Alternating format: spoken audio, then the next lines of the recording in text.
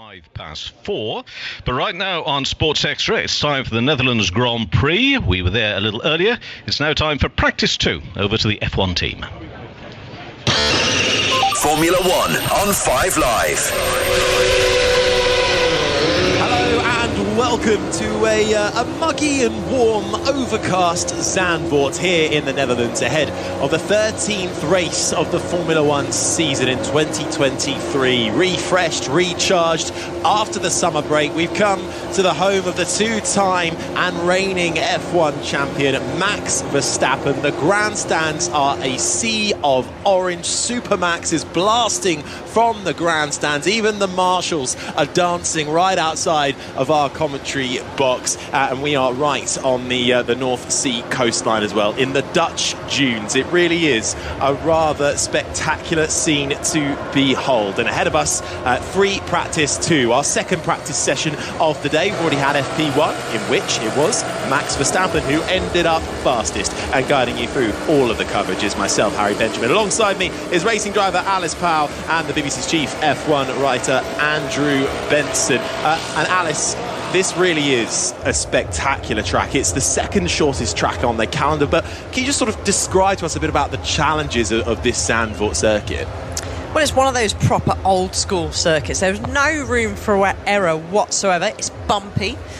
It's cambered at many of the corners around this circuit, and it's not one of those where if you make a mistake, you run wide, then you'll get away with it. Likely here you will be punished. We've not got any of that rubbish about track limits, because if you do run wide, it gains you no advantage whatsoever. So I think we need more circuits like this, to be honest. That's how all the circuits used to be. That's why it's called an old school circuit, and I think they need to sort of go back to those, because they do save all the confusion with the track limits, but at the same time it brings a great spectacle. And especially being here with all the Max fans looking out of our commentary box window, it's such a sea of orange and the music is blaring away, and it produces such a great atmosphere. It certainly does.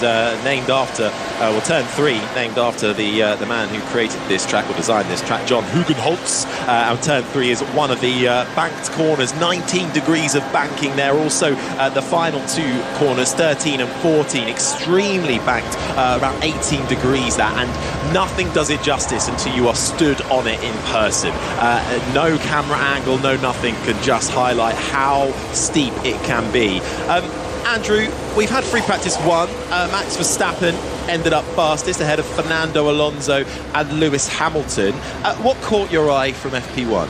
Well, Max Verstappen's pace is obviously the first thing. Not that that's a huge surprise. I thought it was an encouraging session for Aston Martin. They've the last 4 races before the summer break, they definitely slipped to the back of that pack that's chasing Red Bull, and obviously it was only free practice 1, but they've got quite a big upgrade on the car, a new floor at Aston Martin, and Fernando Alonso went second fastest, as you said, just a couple of tenths behind Max Verstappen.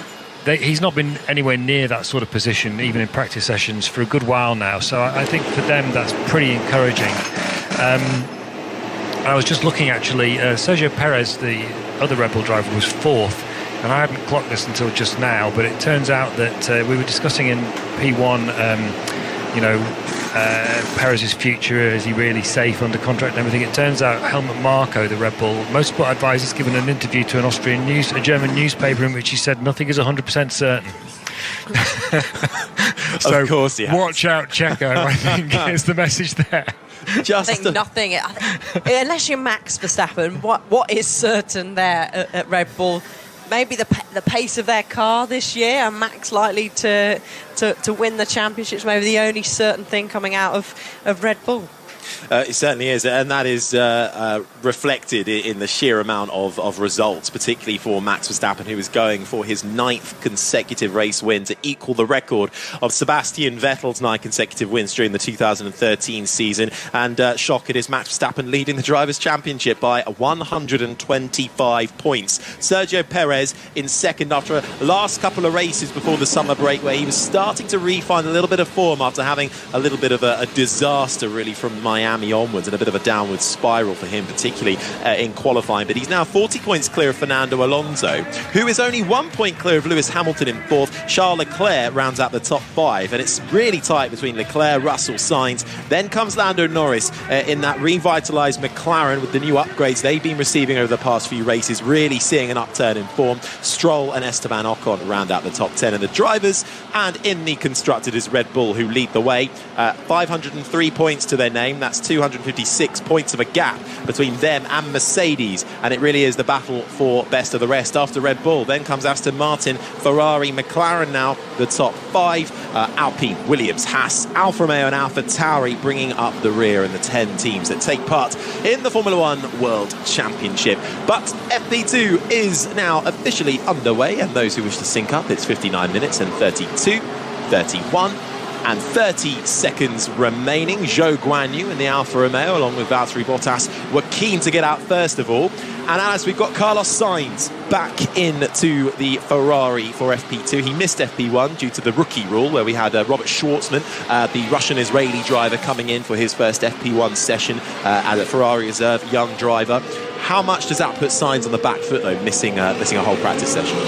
I wouldn't say it puts them too much on the back foot. They do plenty of time in the simulator to dial themselves into the circuit. He's still got this session and then another one before qualifying as well. So I wouldn't say it puts him too much back on the foot. Actually, if I was Sainz, I mean, from watching from the sidelines, that Ferrari did look a handful. Okay, they didn't go onto the soft tyre, but it certainly didn't look very nice to drive. We heard Robert Schwartzman on the radio saying that I've got such an unstable rear. We saw Leclerc have moments on circuit as well, just struggling for grip out there. So he's actually probably hoping that they've sorted it all out. They've made plenty of setup changes, and that the car's much better performing than it was in free practice 1. Yeah, Leclerc finished the FP1 in 16th, and Schwartzman down in 19th. Here's Stroll. The car is looking good in data.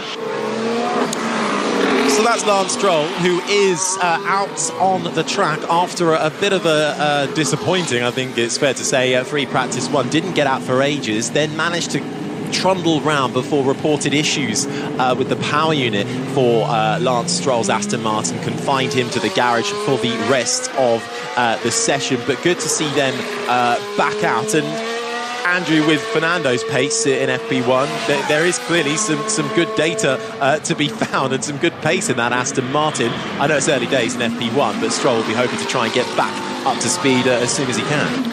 Well, I don't think he's got much chance of getting up to Fernando's speed, because he's 0.426 seconds on average slower than him in qualifying so far this year. You just plucked that out of nowhere, did you? But, yeah, he's up to whatever his speed is, yeah, he could do with some running for sure. Yeah, and he hasn't had the best of starts coming into the weekend, not feeling very well, but he's on a lap at the moment around these fast sweeping corners. We've mentioned the banking. It's also surrounded, we are in the Dutch dunes, so sand and dust and grit is all a factor here that can infiltrate the track the minute you go offline. The plumes of dust we saw in FP1 were massive. Yeah, Lewis Hamilton was a great example, gave us a good demonstration, didn't he, overtaking, I think it was one of the Haas cars down the main straight, and the plume of smoke. And even though we've had a Formula 2 qualifying session, even though there wasn't too much on track running due to the red flags and ended up being cancelled early due to a red flag, there was still a lot of dust on circuit. So it's never going to clear. I can't see it clearing. As you say, we're right here in the dunes, right by the beach. It's going to be quite breezy. The flags are blowing outside. So that will then eventually overnight blow back on. OK, albeit not as bad at the start of the weekend, but it still won't be great. Yeah, we're near the North Sea coast here. About a 25-minute train to Amsterdam here in the north of Zandvoort. This is the sound of Carlos Sainz momentarily. You heard just going into the braking zone of Turn 1 Tarzan as Sergio Perez in his Red Bull rounds the final corner and across the line to set the fastest lap time so far on the medium compound of tyre, a 1:12.750 ahead of Russell. Gasly, Leclerc slots his Ferrari up into 4th, Hamilton 5th, Bottas, Norris, Albon, Sainz, Stroll the top 10, Sargent, Zhou, Ocon, Piastri, Hülkenberg up into the top 15 after bringing out the red flag at FP1 for heading off into the final corner, into the gravel and brushing the wall. Alonso 17th, Ricciardo 18th, and we're still awaiting lap times from Magnussen and Kevin Magnussen and Max Verstappen as well, who is out there and coming through the final sector now. So we'll wait to see where Verstappen puts his. A couple of we mentioned the Ferrari seemed to not start FP1 in the best way. George Russell in the Mercedes also caught my eye. While Hamilton was up in third, Russell finished down in 11th. A few tenths off Lewis, and George the last few races just hasn't really felt comfortable. It doesn't seem like he's been up there with Hamilton. Yeah, I think all fairness to George, he did get traffic from, I believe it was an Alfa Romeo on the last sort of part of the lap through this, let's say, 11, 12 and 13. So I think he lost a little bit of time there. Whether that would put him anywhere near Lewis Hamilton, I think it would have certainly put him a bit closer to him. Definitely wouldn't have been in front of him, but he hasn't. It almost seems like it never seems to necessarily be both of them together, as we are just witnessing Max Verstappen getting caught in a little bit of traffic again at turn 13, where a lot of drivers queuing up, and Max, I'm imagining, going to be coming on the radio. It looks like he'll probably be peeling into the pits. He did go purple in the first sector, so I'm sure he would have jumped up to the top of the timesheets, Harry. Yeah, this is the sound of Verstappen. So he comes through the chicane of 11 and 12 and then into the braking zone of 13. Here's what he had to say. My God, unbelievable. And I don't think particularly happy with the Haas in front of him that really slowed up. But really, there's a couple of cars in front of the Haas as well. So it was all concertining up into that final corner. But we've seen that, actually, the last couple of years. The traffic really builds up in this final sector as they all try and back up and find a bit of time. And this is only practice. What's it going to be like for qualifying? Well, probably worse, but they'll all be doing their own. They'll all be pretty much on the same plan, especially when it comes down to Q3. But it's just stupid of them, you know. They know going into that final braking zone, which is turn 13, that people will be coming up behind them. That incident has been noted by the race control, so that will be looked at some point. It might just be a slap of the wrists for Hulkenberg if he's lucky, but you know that people are going to be on fast laps. It's not just down to the team to tell the drivers, okay, you've got so-and-so approaching behind you now. It's also up to you to have a little look in your mirrors, and especially at that point of the lap when you know you're going much slower than someone on a fast lap, that you need to look in your mirrors. Absolutely. This is the sound of Charles Leclerc, who just crosses the line, 9th fastest for the Ferrari racer at the moment, as Oscar Piastri heads up into 4th place in his McLaren. 2.5 tenths off on the hard compound of tyre. Everyone in front of him on the medium compound of tyre. And again, early days, but that's already straight away encouraging for the McLarens, who seem to be ready for the fight. They're in it. Zach Brown, the big boss of McLaren, coming into this weekend saying, you know, there's no more big holes to fix within the McLaren organisation. The things that are being, or the things that were there, are now being fixed. We spoke about in FP1, you know, the upgrades to the simulator and the factory, and that is all coming in there. They didn't meet their targets at the start of the year. They seem to have resolved that now and are moving in such an upwards trajectory. Piastri and Norris must be laughing.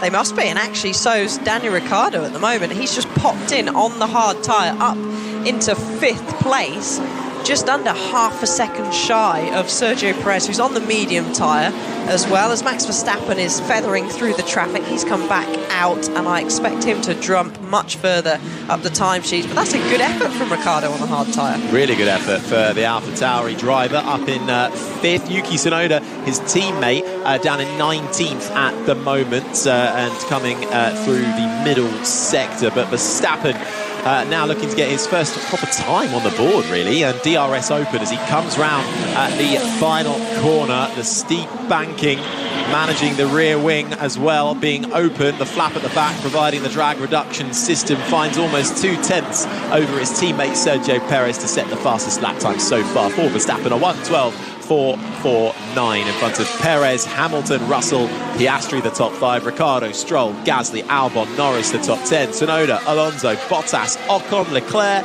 the top 15, Sargent, Sainz, Zhou, Magnussen and Hülkenberg, the 20 drivers all out there at the moment. So what's interesting about that lap is he had similar amounts of traffic towards the end of the lap as he had before, although this time they actually didn't get in his way, although they were all there. But more than that, he didn't even set his fastest first sector time there because he obviously used the best from his tyres.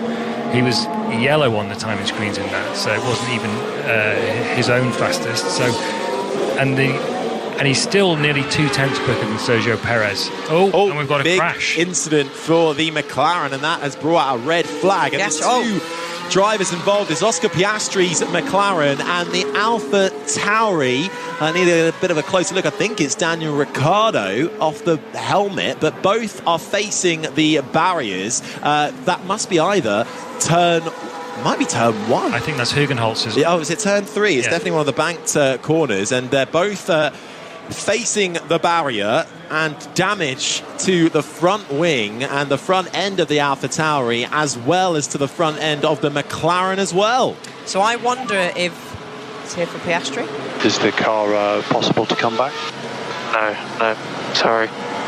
So I wonder if this is one of the drivers on a slow lap trying to maybe get out of the way or not getting out of the way. It looked like Piastri's last lap was slow, is in the 2 minutes 3 seconds. So maybe he was then starting a flying lap, and Ricciardo, it was even a slow lap for him. So I wonder if they were fighting over track space, or one either spun and the other one spun in sympathy, maybe. Who knows? I think we might be about to see it as well, as we're getting shown a replay. So Oscar Piastri coming into the left-hander, turn 3 of Hugenholtz, turns it in, loses the rear end and slap bang into the wall.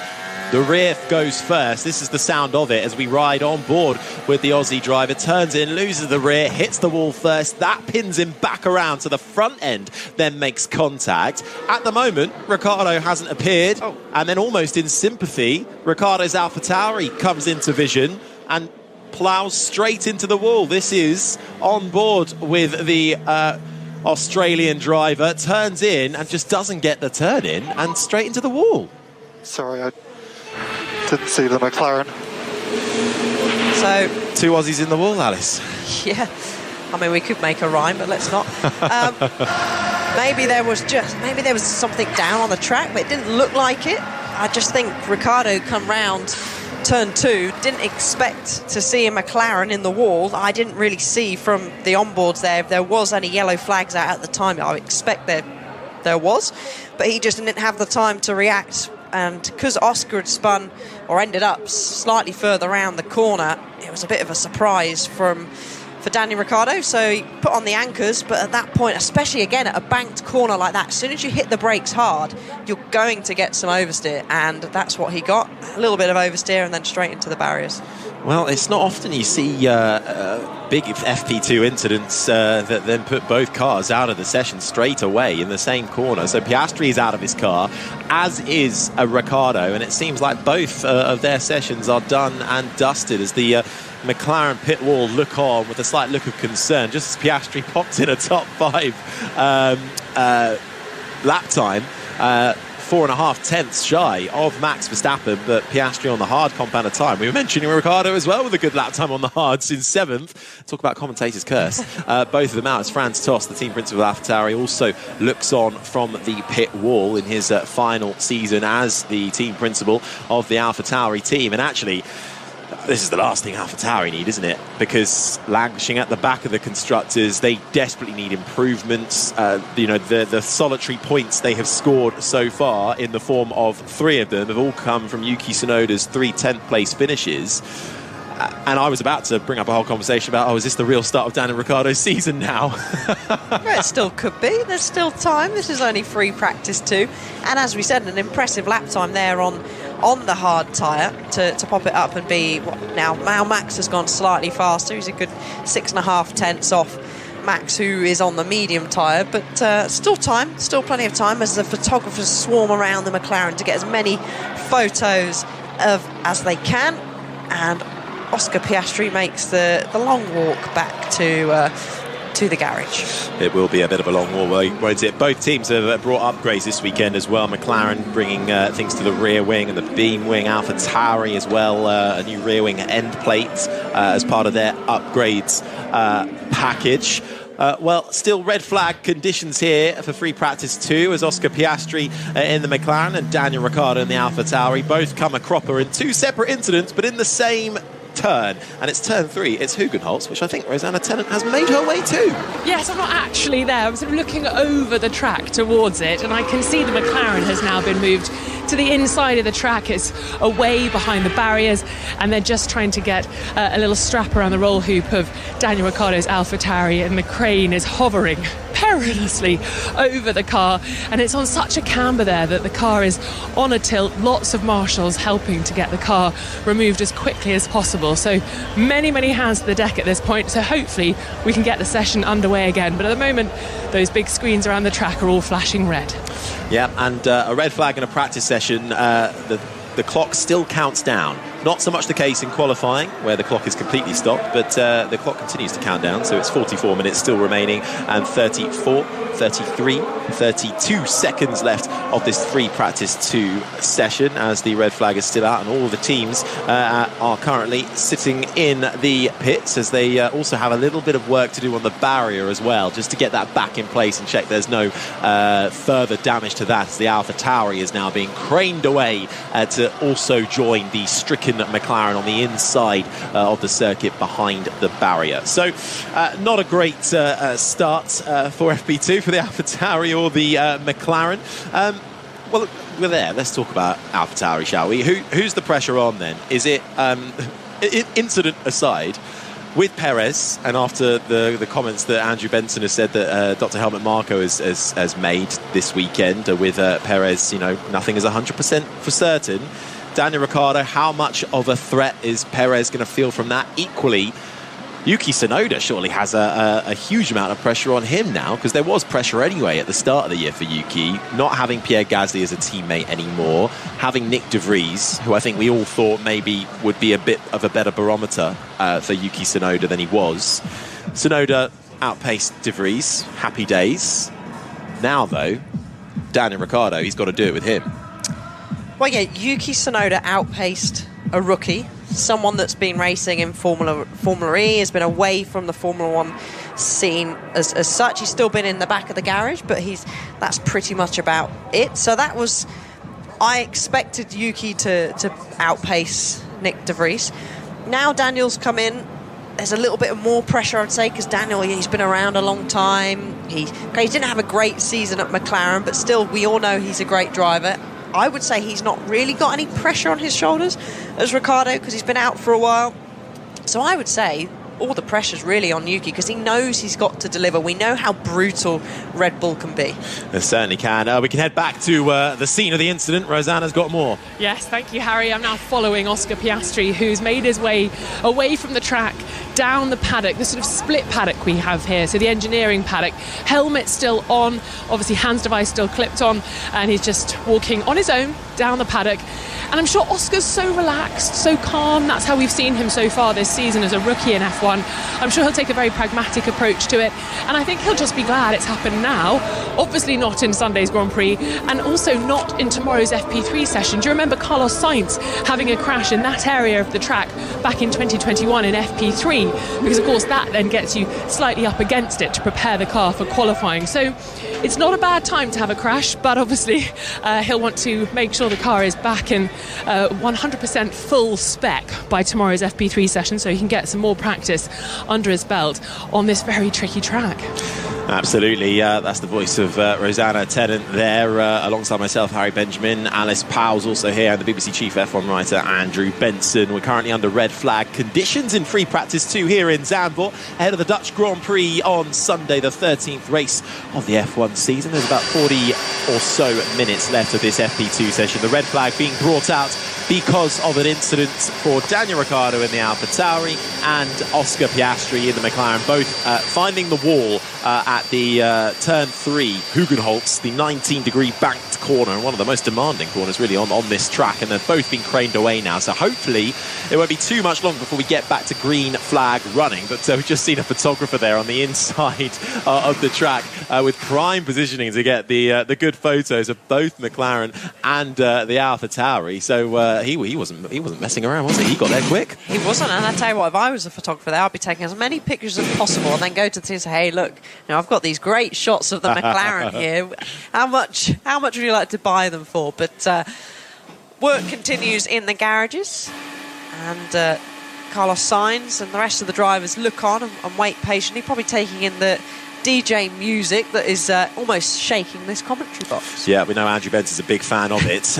Carlos Sainz, though, steely-eyed and focused after missing FP1 for Robert Schwartzman, the rookie, ahead of his 175th career start this weekend for Carlos Sainz. Still no podium on the board for him, though, in his Ferrari this year.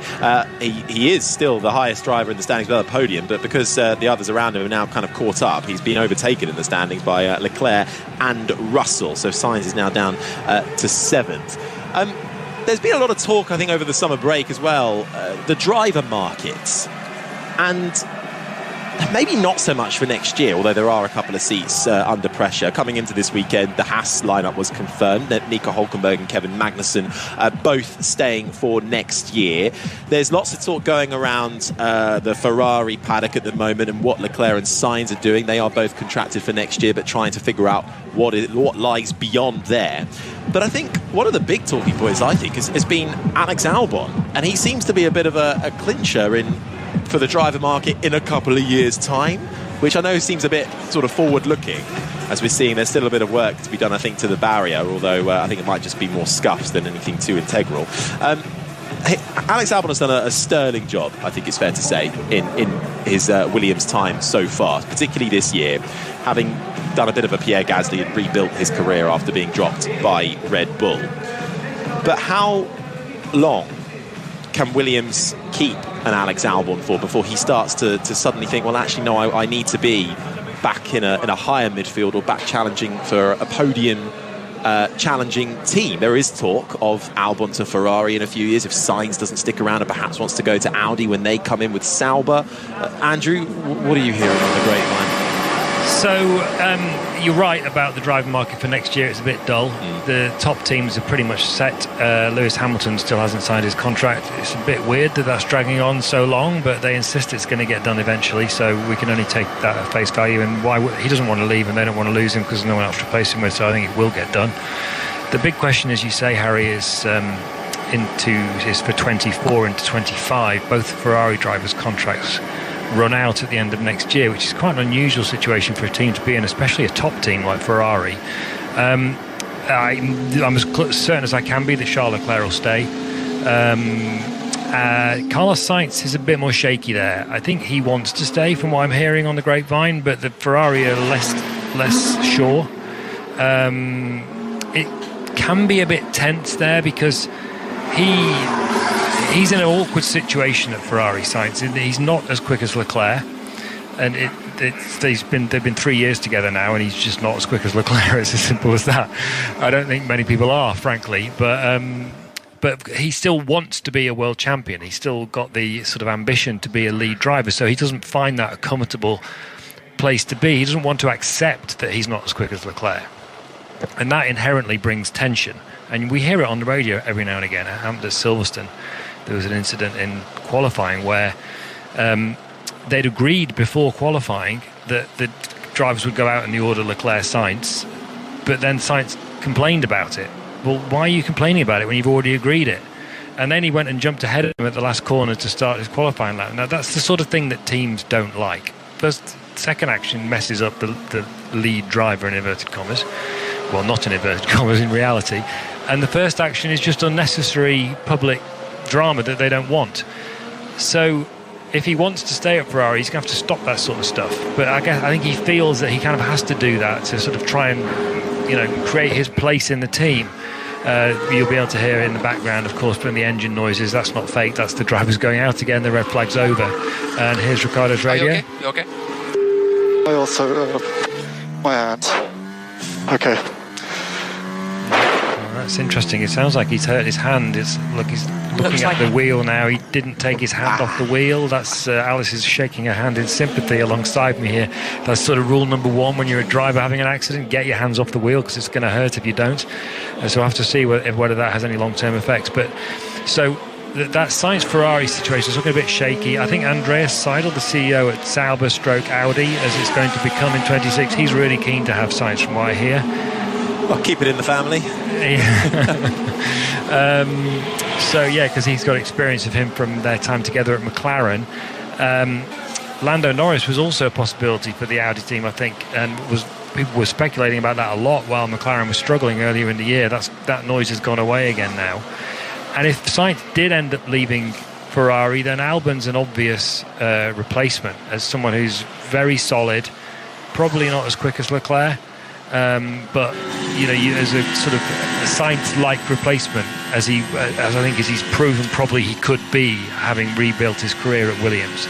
So that is quite an interesting situation that's developing. There's a long way to go now before the end of next season, or even when the driver market will be decided, which will be earlier in the season. So I think let's not get too carried away about that now. No.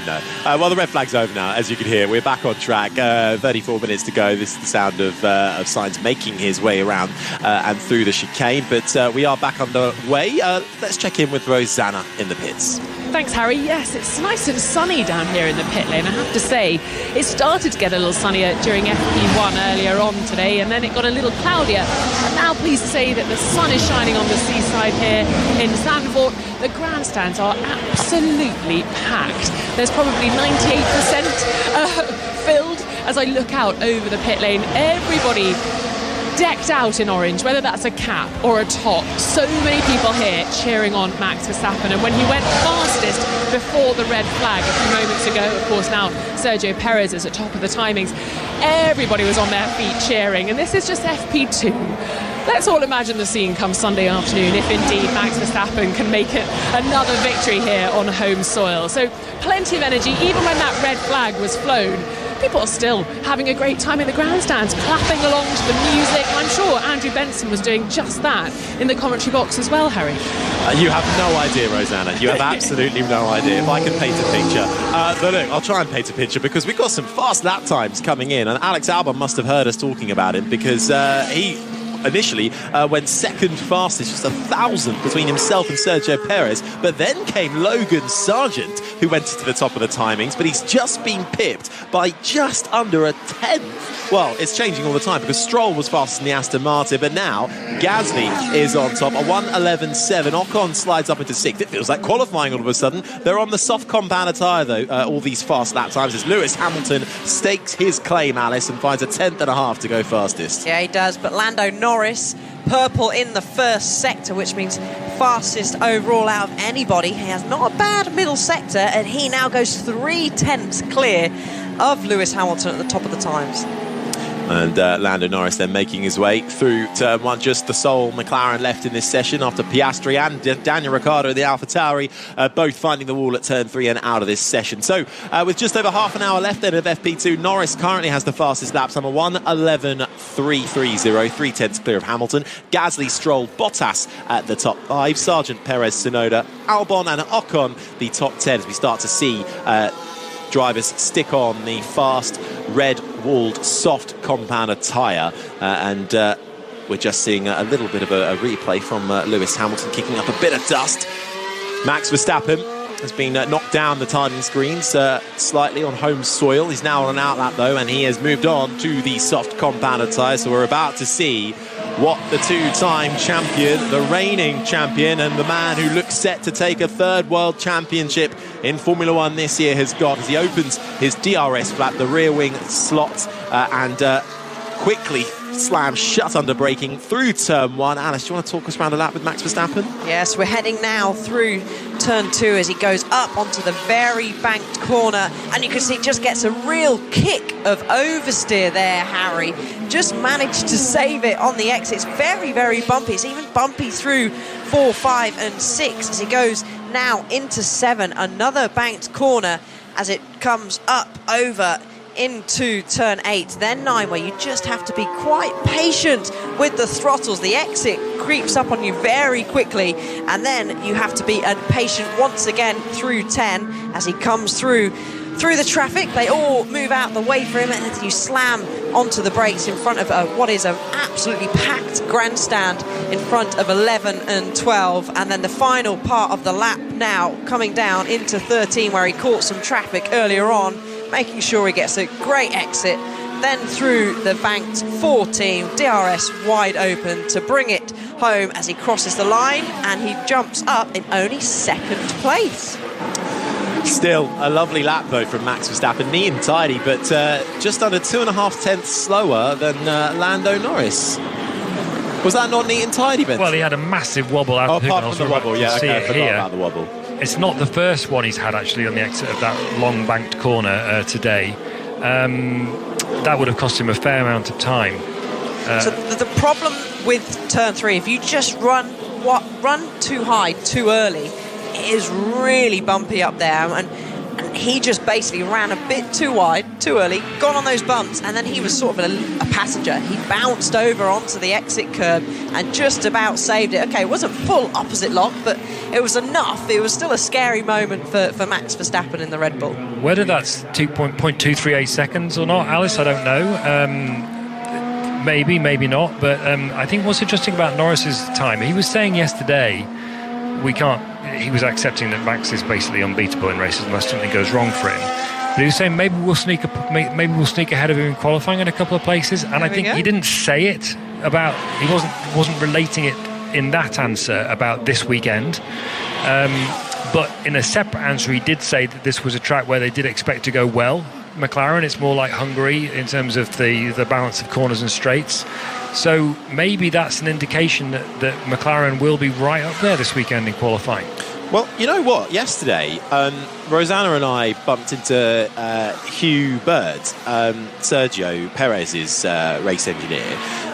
And you know, I think Rosanna asked him, is there something, anything you can give us, or is there any? Are you unbeatable yet again? And he said, well, we are a little bit worried. There is a little bit of a worry because these tracks are similar to Hungary.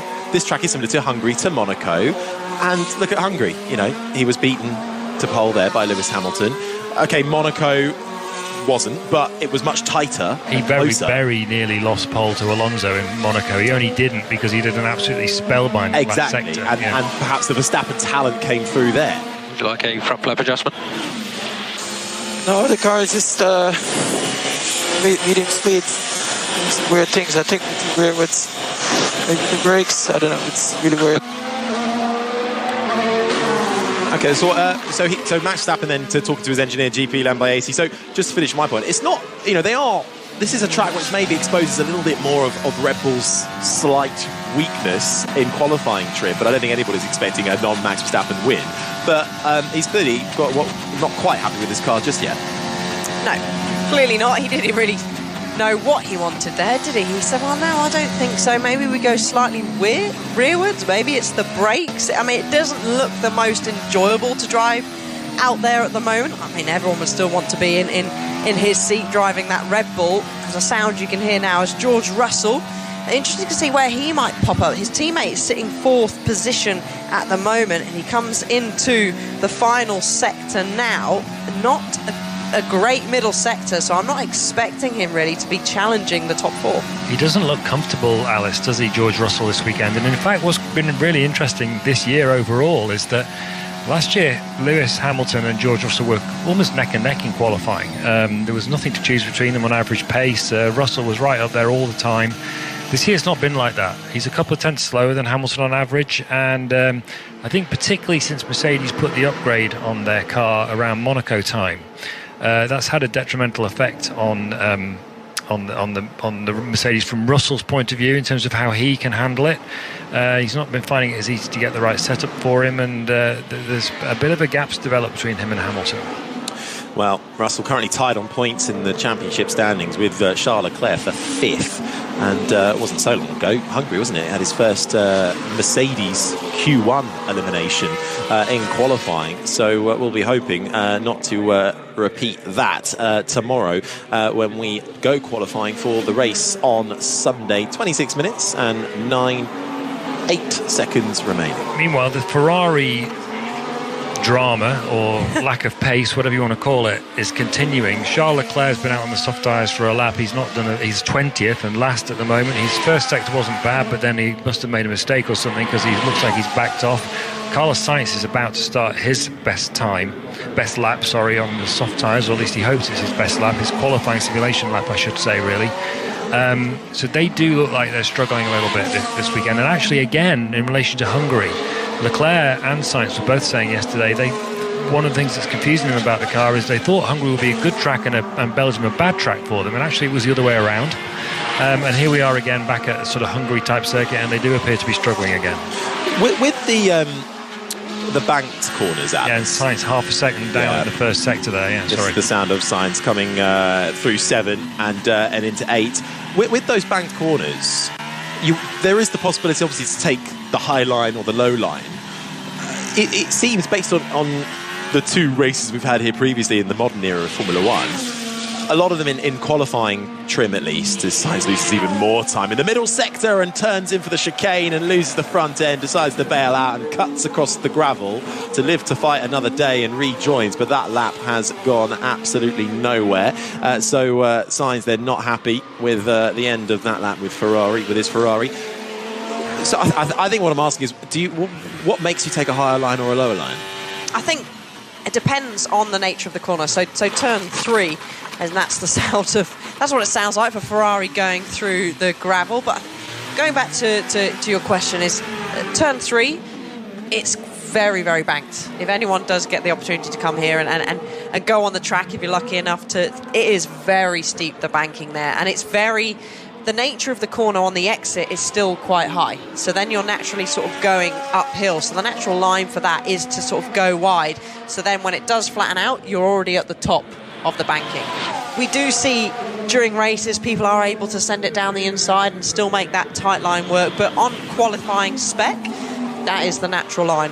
Whereas, for example, turn 7, or we've got turn 13 and 14 as well, you need to get in with that camber to sort of get the front end in, and then it does sweep up to go upwards, basically. You go uphill on the exit. So it all just depends really on the nature of the corner. And actually, I think that's what I like about this circuit as well, is you've got a number of different things. Different lines do work.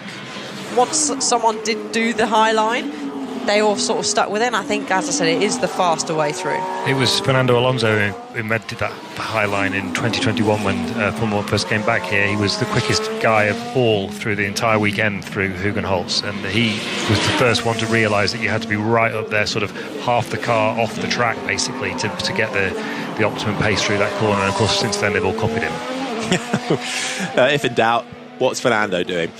Norris currently fastest, though, with a 1:11.3. Then it's Verstappen, Albon, Hamilton, Tsunoda, all covered by less than 0.4 of a second. That's the top 5, all on the soft compounder tyre. Gasly, Perez, Stroll, Bottas just come across the line. Found a bit of pace in that final sector, but not so much in the first 2 in his Alfa Romeo. He stays 9th in front of Alonso in the top 10. Then it's Leclerc, Sargent, Ocon, Russell, Zhou, the top 15. Sainz, Magnussen, Hülkenberg, Piastri and Ricciardo 19th and 20th after coming a cropper through that turn 3. Hugenholtz both finding the wall, both out of the session early. So there'll be work to do overnight and before tomorrow's final practice session ahead of qualifying. On the other side of the garage, though, Lando Norris sitting pretty well, it looked like he was about to maybe think about heading back out, but he's currently in the pits and doesn't look like he's actually in a hurry to do anything right now. But McLaren, having scored 86 points in the 4 races since introducing their upgrades back in Austria.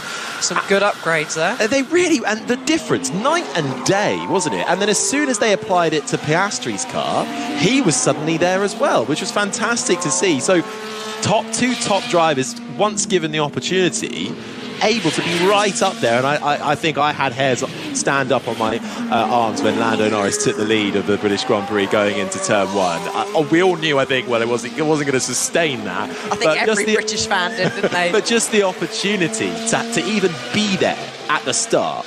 Fantastic. What a turnaround. Norris was saying yesterday he thinks it's the biggest upgrade McLaren have ever produced, and I think he's probably right. It's probably the biggest upgrade anyone's ever produced. It has been close to a second a lap. Now, they didn't expect... What's interesting about it is they didn't expect it to be as big.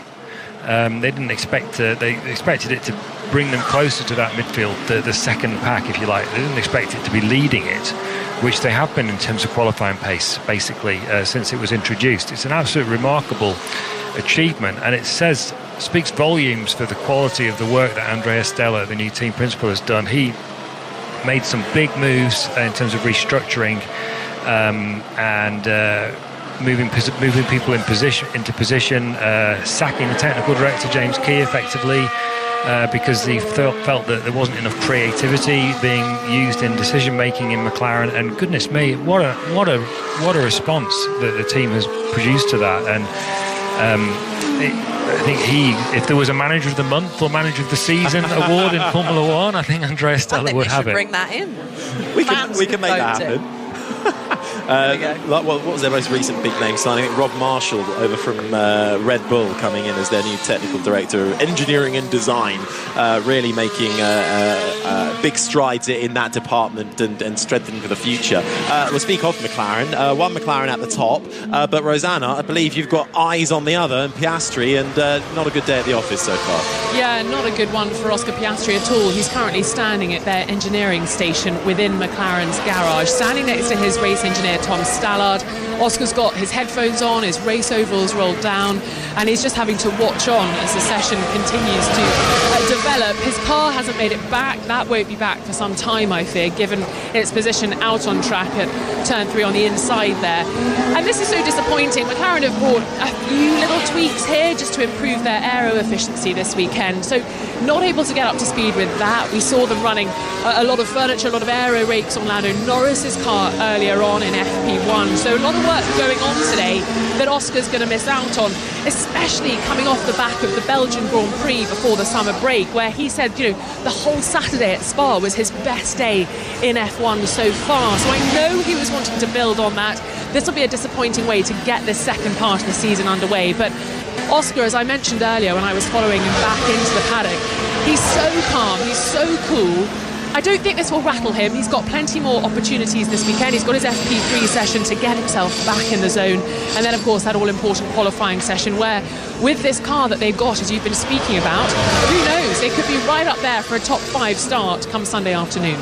Yeah. Alice, how do you rate Piastri now? I mean, there's a lot of hype around him coming into the season, and even last year as the Alpine reserve driver.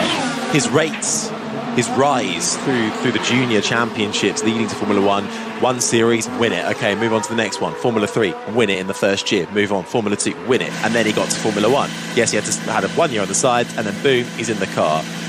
But he's given a dud at the start of the year, and it's a bit anonymous. Where do you see Piastri going forward from here? Is he equal to Norris, do you think? There's a bit of a slow practice pit stop on the Alex Albon Williams there on the rear right, but they eventually get that going again and send him on his way, just slotting in behind the Red Bull. But did you see Piastri as one of the great drivers in this field that's going to stick around for a long time? I think so. I think you'll be silly if you said no to that question. I just think that he, as you said, he went into F3, he won it in his first year, went into F2, won it in his first year. And these are where the best drivers, the best young drivers in the world, they all go into F3, they all go into F2. Okay, it's not the route that Max Verstappen took. It was there, and it wasn't there at the time, but he was just one of those that happened to make that jump. But that very rarely happens. But most of them now go through that path, and it's so competitive. And he went in there and won it in his rookie year, and the jump between F3 to F2 is massive, and it's very rare you will see a driver that goes in the first year and wins it. And it wasn't easy, but he made it look easy at times where he was just a step ahead of everybody else. So I think he's a big talent. He's had a lot of time in an F1 car. He was in an Alpine a lot last year.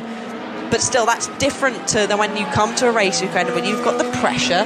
You know, everybody's looking at you. You're the rookie that everyone's been talking about. You're coming in and you've got to, you know, you've got to do a good job up against a teammate who, you know, everyone says, well, that car's been moulded around Lando, and he's jumped in and he's proved what he can do, and he's actually really pushing Lando along now. You know, Lando's actually finally got some pressure from a teammate that we've been wanting to see for a while. So I expect Oscar to be around for a long time.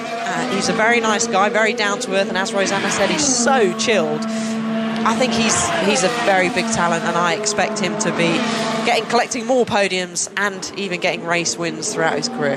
I think his personality and character has really come out more and more over the last couple of months as well, which is great to see. I think McLaren will be desperately trying to hold on to both of those drivers for a long while, and even more reason for Piastri to perform on Sunday. His manager Mark Webber, the 8-time Grand Prix winner, turns 47 years old. So again, having Mark Webber in your back pocket though is also a bit of a power play. How brilliant is that to have, you know, that on your side? Well, Lando Norris was saying yesterday what a good job Mark Webber had done preparing Piastri for Formula One, and he said he thought he came in as one of the best prepared rookies. I mean, I think there's maybe a bit of Lando sort of trying to play Piastri's performances down a little bit in there. Definitely. Because one of the things that's been interesting, here's Russell. Oh, he's complaining that Mercedes have sent the two drivers out too close to each other on the track for their race runs. I mean, McLaren have been saying all year that he's been looking good. Was making a few mistakes early on, but they were saying in fast corners he's actually been proving a benchmark for Norris from pretty much the start of the season, which is really impressive for a rookie, especially against someone of Lando Norris's calibre. So I agree with Alex completely. He's really one to watch for the next few years. Absolutely. Well, let's hope for a better FP3 for Oscar Piastri then. He's not taking, well, he was taking part, but then he crashed in turn 3, lost the rear of the car and found the wall, and then Daniel Ricciardo, almost a little bit in sympathy, found the wall as well. So both Aussies in the wall at turn 3, both out then. So no more FP2 running for them. They are not taking part. 18 drivers, though, still in this session, and a majority of them out on the track at the moment. But they are, as Andrew alludes to, in the middle now of their race runs. We've had the fast qualifying runs now, and they stuck on the soft compound of tyre. Now the majority out there on the medium and the hard, getting to grips and seeing what the degradation is going to be like. And I mean, Norris currently fastest, a 1:11.3. Verstappen very close, just over 200ths of a second behind is Verstappen. Albon third, Hamilton fourth, and Yuki Tsunoda the top 5. As Toto Wolff watches on from the Mercedes garage, the team principal, and an incident being reported by race control about Max Verstappen allegedly breaking Article 37.5 of the Formula 1 sporting regulations, which is essentially impeding a car, and he was in turn 13 doing that. So that was Hulkenberg, who he is apparently being... I wonder if that was payback for earlier on. Quite possibly.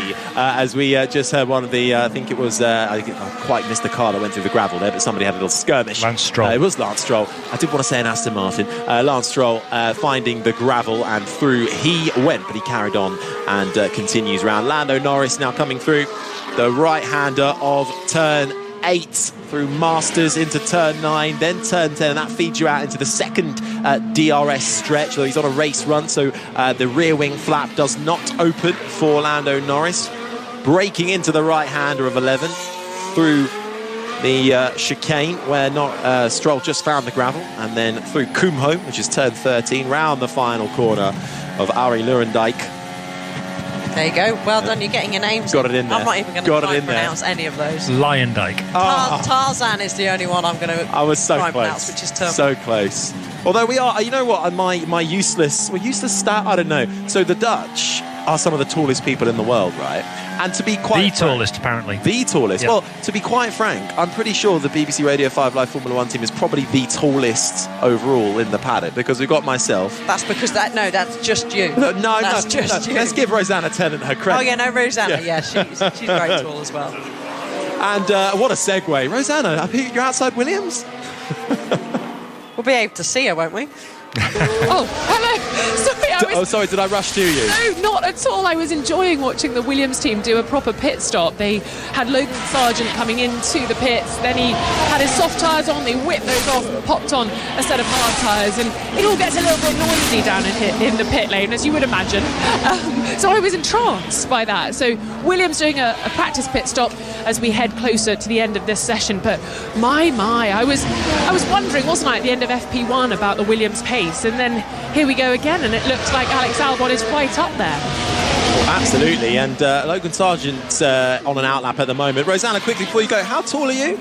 I'm 187, which is sort of 6'1.5", so with shoes on 6'2". Okay, and I'm about 195, so that's 6'5". So the average for the Dutch men is 181, which is about 5'11".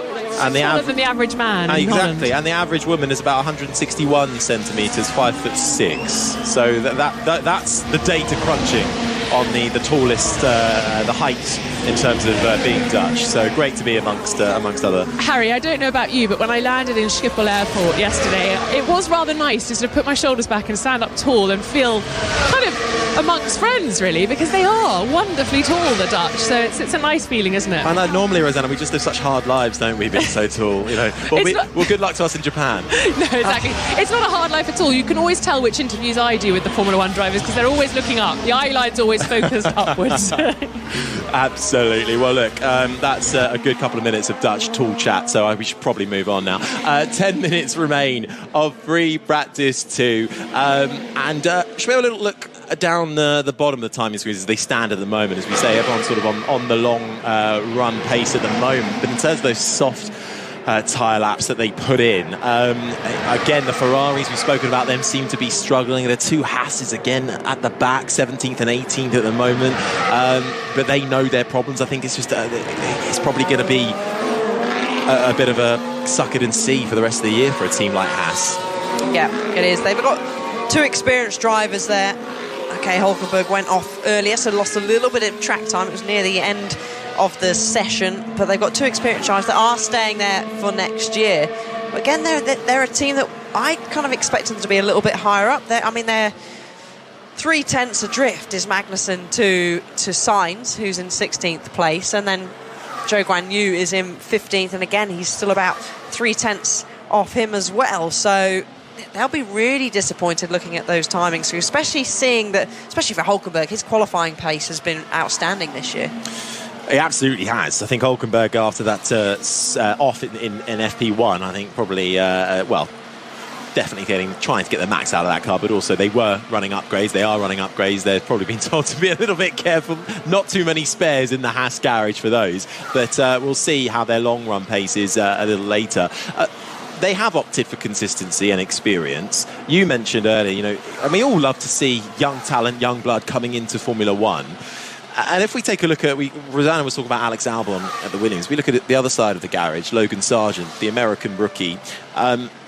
He has been outclassed by Alex Albon, but I think we always thought Albon would probably have the upper hand anyway. But Sargent yet to get off the board in terms of points. His qualifying hasn't been brilliant, and even when we came to tracks, particularly in Europe, that he has had previous experience on in F3 and F2, he hasn't quite shone where Albon has. So do you think Sargent is one of those seats that is really under pressure for next year, or do you think Williams are a kind of team where they'll give their rookies 2 seasons before they hit the chopping block? I feel that they are not as brutal as Red Bull, but I think Sargent had an opportunity, and it does eventually come down to money at the end of the day. He had the opportunity to make that step into Formula One. He probably would have been better off doing an extra year in F2.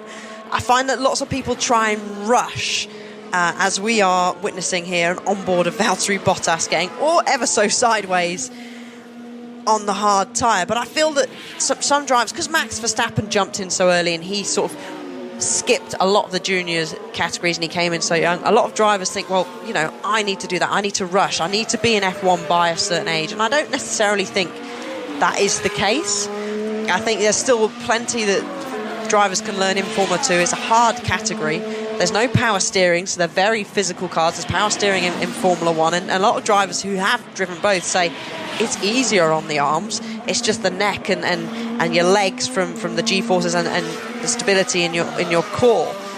So, yeah, I think he'll be given another year, but then there are drivers that are in F2 that are absolutely excelling in their rookie season. Some who have had longer, like Théo Pourchaire, the Frenchman who is currently leading the championship. He's in his 3rd season. But you've got British drivers like Ollie Bearman, his 1st year, and he's running in the top 6. He's qualified on pole on numerous occasions. Another French driver, Victor Martins, rookie season, running up there as well, poles and a win too. So there's a lot of young drivers, fast young drivers, who are knocking on the door. And Sargent, he'll be looking back, he knows what it's like in F2, and he'll be looking back thinking, right, I need to sort myself out here. But again, it's not brutal like it is at Red Bull. And then again, I think with those seats down that tail end of the field, it can come down to money. Yeah, well, Logan Sargent's best result so far has been 11th at the British Grand Prix, and that was also his best qualifying, 14th. Although I think what his best qualifying would have been back in Saudi Arabia if he hadn't have run all 4 wheels off the white line or past the white line coming down the main straight where the pit lane overlapped. But yeah, Sargent then with a little bit of pressure on his shoulders. There is also talk of Mick Schumacher maybe being in the frame for that Williams seat as well. A young driver that was given a couple of seasons at Haas, and then ultimately Gunther Steiner deciding, well, no, I'm going to bring in Nico Hülkenberg, somebody who finishes races and who doesn't perhaps cost the team as much money with big incidents. But do you think Schumacher would be a good signing for Williams? Possibly. I mean, he's had experience. He's had more experience than Sargent. He would have learned a lot from Mercedes. They've said how useful it is having him at the team, doing a lot of work behind the scenes in the simulator. I think Lewis Hamilton might have been one of those that came out and said that it's been great and useful having Mick on the team. So he could also be one of those drivers that could fill that slot for sure, Harry.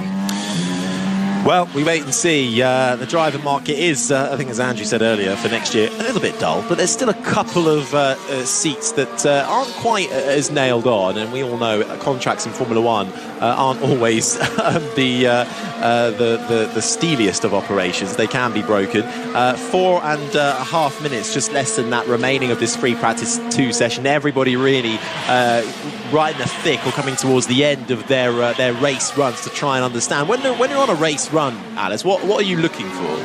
What are you trying out? Is it you looking at degradation and how long the tyres last, how the car changes over the course of the laps? What are the key points? Degradation, obviously, consistency. You don't want to be up or down. It's not like you're giving absolutely everything for that one lap. It's different to a qualifying lap at race runs, obviously.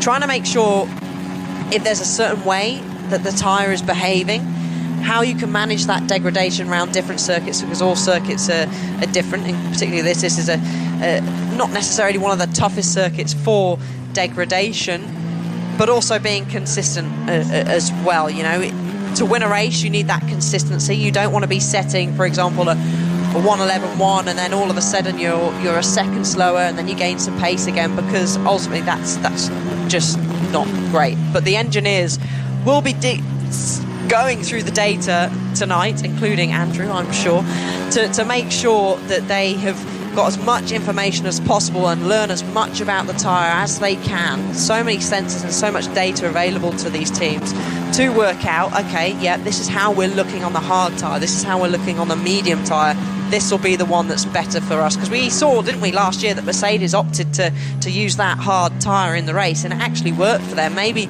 not so much for Lewis Hamilton because of the safety cars, but it was looking to work for them. Absolutely. Well, you just heard the sound of Yuki Tsunoda coming to the end of a lap during his race running. He's currently up in 5th with that soft tyre run, so ahead of his teammate Daniel Ricciardo, who crashed into turn 3. But Tsunoda, they're coming to the end of a lap. Norris, Verstappen and Albon is currently the top 3. 2.5 minutes, less than that left of FP2. It's been a long summer break. Too long. I've been counting down the hours, Harry. I've been counting down the minutes. In fact, I even woke up in my sleep last night thinking about this, and it is now time for this. Long Run Corner with Andrew Benson. You can go the distance, we'll find out in the long run, in the long run. Well, Alice, Alice, I did not wake up this morning thinking that I was going to be told that you were dreaming about me last night. Back to the important... I don't know whether that's a compliment or not, though. Back to the important stuff. There's quite fractured race runs, unfortunately. There was a big mix of tyres. So, for example, Lewis Hamilton on the medium, Max Verstappen on the soft. Unsurprisingly, Verstappen's miles ahead of everybody who ran the soft tyre.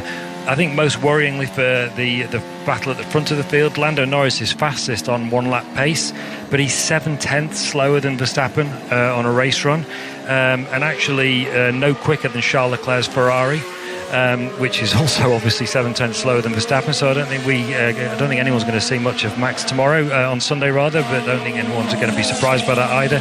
On the medium tyre, the only comparison for Hamilton is Alex Albon, who is actually a couple of tenths slower than him. You won't be surprised to hear. And the one person I think would have been nice to see on the race runs, given how quick the Aston Martin was on the there's a Ferrari off, looks like Sainz. Is that Sainz? Yeah. At the last corner, without too much trouble, was Fernando Alonso, but he alone has been on the hard tyre, and on the hard tyre he was quicker than the Ferrari and the McLaren on the soft. But that, we can't read anything into that because it's the hard, and you would expect it to be a better race tyre probably. Alice, was that everything you had dreamed of and more? It was better. It was better. Apart from the bit where Max Verstappen 7/10 up the road. We're just getting a replay of how Carlos Sainz did go off into the gravel, and it was a little bit similar really to Hulkenberg. I had a moment in the last corner. I think that's fair. A little bit of a moment. Yeah, I would say that's fair enough. A bit of a moment at the last corner. Just got a little bit of oversteer on the way in, and just managed to catch it before it did go into a spin. Slowed it down through the gravel, as you can hear the noise that it makes, just tearing up the floor underneath the car as it falls onto the circuit. You can see the bits of gravel though, like just coming up and sitting on the side of the cockpit or flying into it as well. It really does have, even if there's no actual damage, you've kind of got to come into the pits and have a bit of a clear out, haven't you, of those gravel, that gravel that's now stuck in the alongside Carlos Sainz, which can't be too comfortable.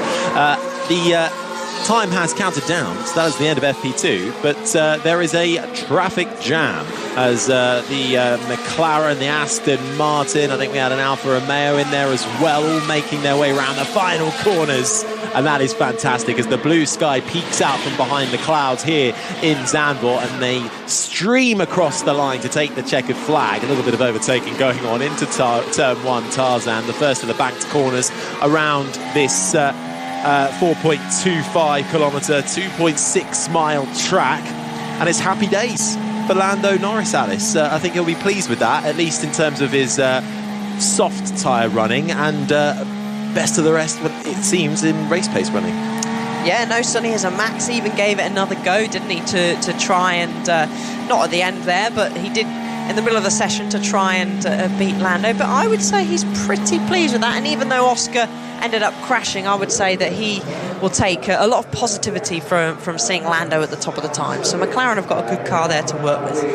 Well, Norris then fastest ahead of Verstappen. Alex Albon in the Williams was third in front of Hamilton, and Yuki Tsunoda in the Alpha Tauri rounding out the top 5. Gasly, Perez, Stroll, Bottas, Alonso the top 10. Leclerc, Sargent, Ocon, Russell and Zhou Guanyu in the Alfa Romeo the top 15. Carlos Sainz 16th in front of Kevin Magnussen and Nico Hulkenberg's Hasses, and Oscar Piastri and Daniel Ricciardo 19th and 20th after crashing out in turn 3. Two separate incidents happening at the same time in the same corner, but that led to an early bath for them in FP2. They'll come back fighting hard tomorrow for free practice 3. Thank you very much, Harry Benjamin. Yeah, I'm looking down that top 10 order. We've got 8 constructors in the top 10. That looks nice and juicy come tomorrow's qualifying session, doesn't it, guys? Oh, it absolutely does. I mean, if that's how qualifying is looking, and on the soft run pace, it does look tight. I mean, it's always hard to read a little bit too much, but if you've got a Yuki Tsunoda up there in 5th, a Gasly in 6th, it's great to have that mix up there. So the race may be a foregone conclusion when it comes to Verstappen, but qualifying, certainly one to tune in for. And actually, as you said, Alice, you know, Oscar Piastri, yes, disappointing to have crashed out, but he knows that his teammate's right up there in P1 after that session in the McLaren. Similarly, with Daniel Ricciardo, he can take comfort from Yuki Tsunoda's performance in P5. So all is not lost for those two drivers that, as you say, Harry, had an early bar. Yeah, no, it certainly isn't. And they've they've got another practice session to dive into, even though I've just brought up my weather app and it says it's around about 58% chance of heavy rain tomorrow for free practice 3, but we'll wait and see if that comes true. I'll or get not. some more stats ready. Yeah, get them done. So no, I think they can take a lot from that result, Rosanna. And how do they approach a wet session here then, Alice? Do those lines change? We're talking about high versus low here with the camber and the amazing banking we have around this circuit. How different would an FP3 session in the wet be to what they've seen today, and then going into qualifying it all gets a bit scrambled, I imagine?